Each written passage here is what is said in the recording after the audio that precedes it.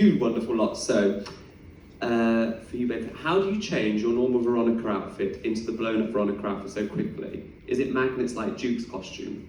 Yes. So I have a dresser in this wing here. So I run off, when the bomb goes off, I undo my button. I take my headband off, put it on her head, take my jacket off, and then she just puts my jacket on, magnets it up, and I walk out. And have some water? No. You don't? No, I don't have time. Because you're worried about going to the loo? Well, there's that. I don't have time to do that. Yeah. But no, I just don't have time because the next line's always said by the time I get my jacket on. So. We've had, I won't share which actress it was, but we've had loo scenarios with one of our Veronicas before. I'm not going to say who it was, no names. But yeah, next question. What have been some key moments that you remember from the time playing this iconic role? Key moments, good gosh, there's so many. Well, I would say like when I opened, that was massive, and I feel like that's like when I came out for my bow, I couldn't even see because I was crying so much. That was huge. That must be such an insane. I remember being sat there, being such an insane feeling. Are you ready for that? No, absolutely not. And, well, kind of in a way, because I feel like I'd not waited, but I'd been like putting in work for so many years and waiting for that moment. So when it came, it was just like the most overwhelming thing that I'd ever experienced. I think actually recently, on Saturday, my mum brought my gran to see it, so we've basically been saying she couldn't come because my gran doesn't even like swearing, so the trigger you don't want to watch me and then do that. So yeah, I was like, you're not gonna like it, but she decided she wanted to come, and it's the first time in my life she told me she was proud of me. God, no, stop. So that was a big moment for me. Emotional. No, it gets you. It absolutely gets you, and it's so interesting talking about family because you've got me now. Yeah. Like that's the one person that my mum is the one person that you care about that turns around to you at the end and says, I'm proud of you, and it just gets you. I'm doing another show completely different to Heather's called My Son's a Queer with Rob Madge. Wow. Rob's not in Heather's. We can't talk about Rob today, although Rob would have loved that. But the show is all about parenting and about being brought up in a very beautiful house and having parents that support your dream. And so when they finally come and they are proud of you, it just gets you. Yeah. It gets you. So much. I remember in Edinburgh, it was COVID, and my grandma lives in Glasgow, and she hadn't been out in 2 years. And she came to watch the final show in Edinburgh Playhouse, and that for me was incredible So, to watch Absolutely beautiful. talking of Edinburgh, moving on so we don't cry anymore. Do you prefer the tour venues or the other Palace audience? Interesting. They're just so different. I don't prefer one or the other. How are they different? So here I can see all of you, like most of So the be time. careful what you're doing because they can see you. And that's amazing though, because I can gauge the atmosphere from that, I think, because I can just see kind of all of the reactions, which is incredible to watch. But on tour, we were in these huge venues. The show just felt different because it was bigger. Like Welsh Millennium Centre is like a stadium. Yeah. So like Really? when Veronica came out in the reveal, it felt like a rock concert. It was amazing. What was your favourite venue on tour? I love Edinburgh, Really? Edinburgh Playhouse, because my family is Scottish. So yeah, it was lovely for them to It was come. wild. I came up for that week. Yeah, I I remember remember it. that. It's so Yeah. interesting seeing how it can play here in our 300-seat theatre. And then isn't it like nearly 3,000? That's 3,000, yeah. And I It's the remember we biggest one in the UK. sold that out, and it was just full. It was amazing. Wow. Yeah. And what's the future for you? Where'd you go next? Future for me? I love singing, so I would love to do some music stuff, I think, as well. Really? Moving forwards, but we'll see. Maybe we should have a little show in our studio. A little In terms of cabaret. your own- Yeah, in terms of your own writing. Yeah, Really? yeah. You haven't told me this. Why am I not involved? This is amazing. So yeah, that's kind of my plans, I think. Have you started writing yet? Yeah, I started writing during COVID, really, and had the time to. So yeah, I started writing some songs, and see what happens with that. So yeah. Amazing. Here we are. Do you relate to Veronica in any way? Yes. How? I feel like I was quite similar to Veronica at school. I didn't really feel like I fit in anywhere. I think that's quite a symptom of lots of teenagers, because you're kind of discovering who you are. And I don't know if it's the same with lots of people here or whatever, but when I went to secondary school, I was definitely not ready to go to secondary school. I was still a kid. And lots of the people that I was with at secondary school were ready to be adults, and I didn't really know how I fit with them. And so it took me a long time. I remember this like burning desire to want to be like them, but I didn't know why. I didn't know what it was. That I didn't know what that need was. I just wanted to kind of be like them and kind of just disappear in a way. So I definitely relate to that side of her. And how easily led she is, how soft-hearted she is. I think there's a lot about her that I relate to, and I relate to her humanity as well, in a big way.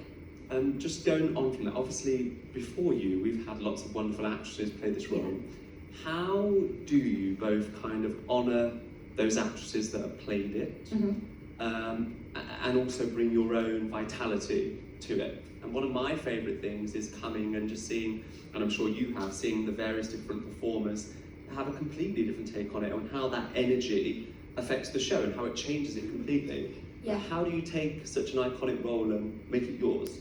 Well, I think firstly it's a lot to do with Andy. He is massive, because what he does when you're cast is basically tell you that he trusts you implicitly, which is something that you don't always get from a director. So there's that. And the other beautiful thing about the show is that you are not expected to emulate anything anyone else has ever done, which is very, very different to lots of commercial musical theatre. You know, successful shows, there is an element of you need to kind of mould to what has been done before, because that's what makes it successful. And actually just thinking about all of our Veronicas are wildly different. So different, so different. And so I think it's a combination of both of those things that empowered me to be able to do that. I mean, like you say, I've looked up to pretty much every single other Veronica that there is. Had you seen them before you? So I'd seen Carrie, and I'd seen, had I seen Christina? Well, I mean, Christina was 2 years above me at school, so I'd seen Christina do loads of stuff. Yeah.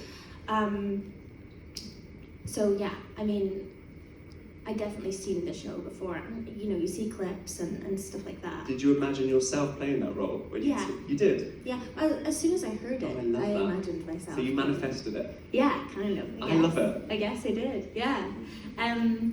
But it was always like one of those, I could do that, and I'm always very, I have to be kind to myself sometimes. I go like, I could do that, but it's okay if it doesn't happen, because this industry is really hard, and you audition for roles time and time and time again. If it doesn't happen, it doesn't mean that you're not good enough. I always say this to myself. There's only ever a reason why someone gets a job, and there's never a reason why you don't get it. I like that. And so that for me, I always wanted to do it. And I always believed I could, but I knew that there would never be a reason if I didn't get it that it was anything to do with me.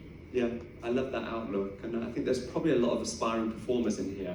Like we had a session a few weeks ago where we spoke, it was for Mousetrap, wasn't it? If you could give one nugget of advice to a young performer that's in here thinking about going into the theatre industry, what would it be for both of you? I think everyone is on their own path with it. I have so many friends who are now, doing really well in this industry, who've gone through so many different routes. You don't need to go to drama school. You don't need to get an agent like straight away, or like I have loads of friends who are self-represented, and you've just got to stick to your own path where you love it, and realise that like your time will come. I think. Yeah. Absolutely. There's no set formula through. I don't think. Yeah, I totally agree. I would say as well, make sure that I was talking to someone at Stage Door yesterday who was asking me about this, and I definitely think, I always think about this mental sort of suit of armour that you've got to build for yourself.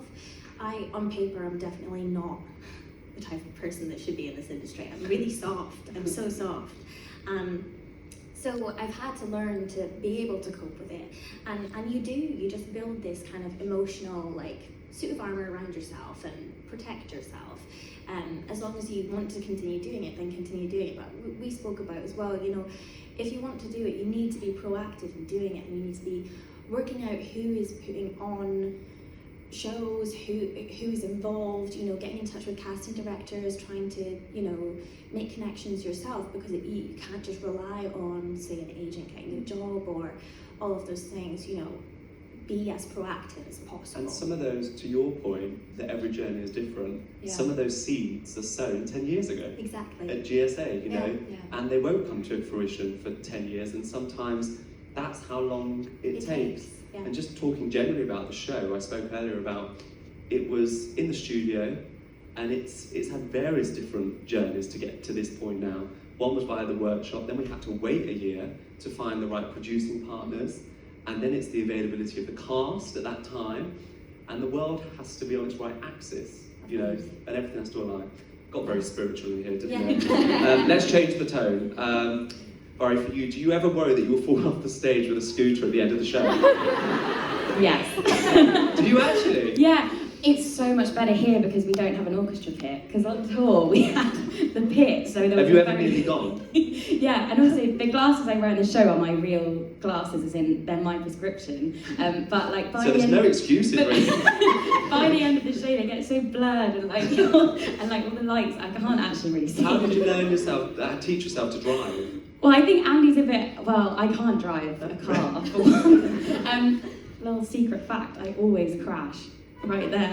Is this drop Look here out when for you it. have to go out? It's a real That, struggle. if you could see this angle that I can, that's a really tight gap there. All of our backstage crew are always prepared for me. Do they have a torch or something? Yeah, they have a torch, so the blackout goes and I have to scoot round and look out for it, because you'll always hear a little thud. That's why they play the music really loud. Mhairi, if you could play any other role in the show, who would it be and why? Ooh, I want to play JD. Never say never. I own a trench coat and I just love it. I love Freeze Your Brain. I love the songs, like the intensity. It's such an interesting character to do with the morality at the end. Yeah, I want to play JD. Yeah, gorgeous. How about you? I think I'd like to play Martha. Cheers. I love to play Martha. I can see a bit of a Heather Mack in you as well. Yeah, no, I would love to. Actually, to be honest, all of them. Let's every single one, please. Yeah. Have we had anyone that's come back as a different role yet? Ben has, I guess. Yes. Ben's done. Yeah. Ben did Preppy on the tour, and then Geek here. Yeah. And I was Well, we doing like what's the word? the progression. Progression. Yeah, I love that. And seeing people go from an understudy to playing the role. And Ben's turned into the most brilliant JD we could ever hope for. In your last Dead Girl Walking, will you do your...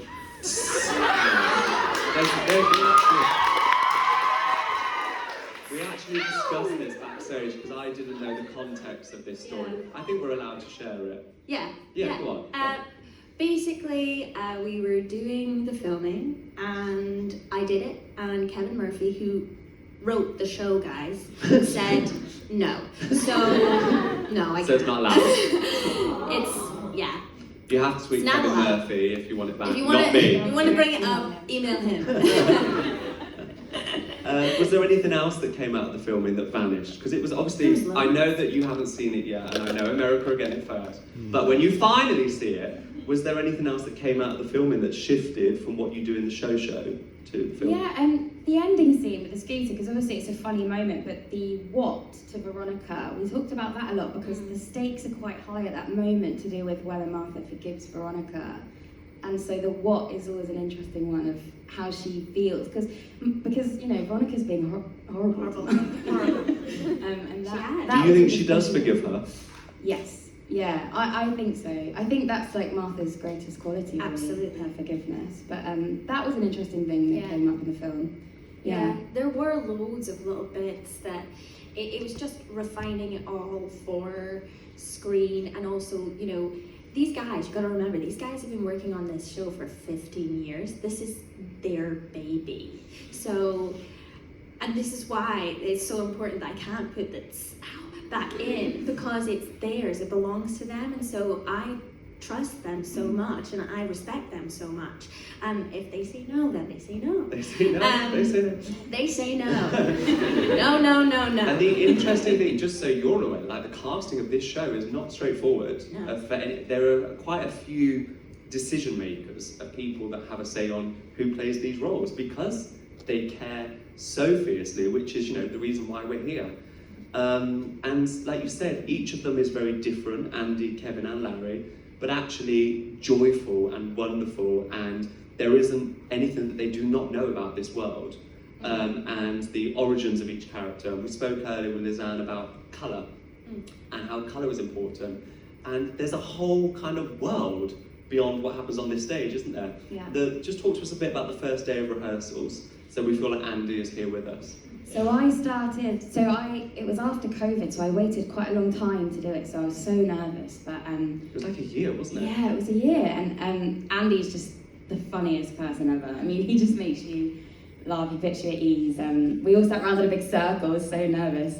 But then Andy just talked to us for hours about the history of the show, and it was so interesting. I mean, he just knows the world, as you said, like every single character. He's got a full kind of backstory. Kevin's like, there's all these notes that they send you just about all the detail. They've thought of all of it. It means so much to them, and it was incredible. I thought, yeah, this is going to be great. In good hands. How about you? What was your first day like? It was quite similar. I remember being absolutely panicked because I was like, we've got so little time, what are we doing? But yeah, it's definitely like he sits down with you and he'll show you videos of things, and like Barry was saying, everything is thought out. So like they go back to the film all the time and they tell us like, so if you've seen the film, he tells us why Betty Finn is deleted and it's Martha now, and lots of reference to like, this is why this happens, and it's so detailed that, yeah, they just fill you with information. It's like this oversaturation. Well, you two should both do the quiz. Yeah. We'll see. A final question for you both. So, if you could give a piece of advice to the performers coming in to take your role, who you will meet later, they're hiding somewhere in the building, what would it be? Me first? Go on. Okay. Enjoy it. This show is so like unlike anything else that anyone could imagine. Sorry guys. Imagine. Personally, professionally, it's unlike anything, and just kind of live in the moments that you're in. Band together with your castmates and company, be kind, celebrate the amazing people that mean that our show can continue, you guys, and yeah, savor every second. Yeah, I think I would say learn how to ride a scooter. Well, first of all, get your driving license. Have some driving lessons. But I think Martha is so kind and forgiving, and in the world of the Heathers, to be a Martha and to just remember that she is the kind one, and she's the inspiration, and yeah, just to latch onto that. Yeah.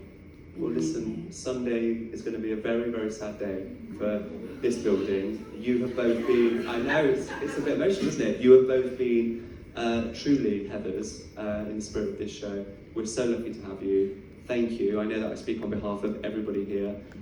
You've been here a year. You've been here now.